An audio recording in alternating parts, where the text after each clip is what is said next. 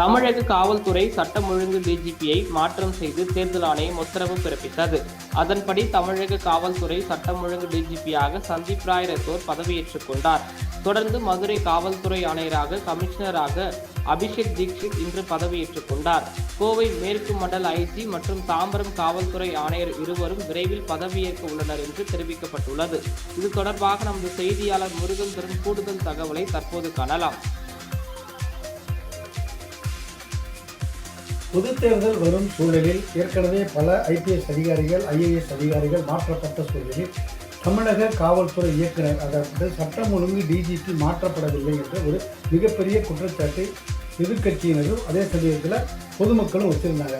அதன் அடிப்படையில் தேர்தல் ஆணையம் நேற்று இரவு அவங்க தெரிவித்தது. அதாவது அவங்களுடைய அறிவிப்பின் விளைவாக நேற்று காவல்துறை DGPயாக திரு சந்தீப் ராய் ரத்தோர் IPS அவர்கள் நியமிக்கப்பட்டிருக்கார். அவர் நேற்று இரவே 7 மணி போல் உடனடியாக சார்ஜ் எடுத்துட்டார்.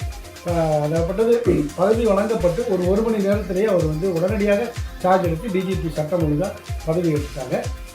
ஆனால் அவர் பதவி ஏற்ற டைம் இன்று காலையில் தான் கூறப்படும் சொன்ன சூழலில் உடனடியாக பதவி ஏற்கணும்னு சொல்லி தேர்தல் ஆணையம் கேட்டுக்கொண்டதற்காக அவர் பதவி ஏற்றாரா அல்லது உடனடியாக நம்ம களத்தில் இறங்கிடணும் தேர்தல் பணிக்கான வேலைகளை பார்க்கணுன்ற நோக்கத்தில் சேர்ந்துட்டாரா அப்படின்னு பல பேருக்கு தெரியவில்லை. இருப்பினும் இது போல் மதுரை மாநகர காவல்துறை கமிஷனராக இருந்த திரு லோகநாதன் அவர்கள் சென்னைக்கு மாற்றப்பட்டிருக்காங்க. திருச்சி தாம்பரத்தில் இருந்த அமுல்ராஜ் அப்படின்ற IPS ஆஃபீஸர் கமிஷனர் அவங்களையும் ADGP ரேங்கில் இருக்காங்க. அவங்களும் மாற்றப்பட்டு சென்னை மாநகர VR கொண்டு வந்திருக்கிறாங்க. அதே போல்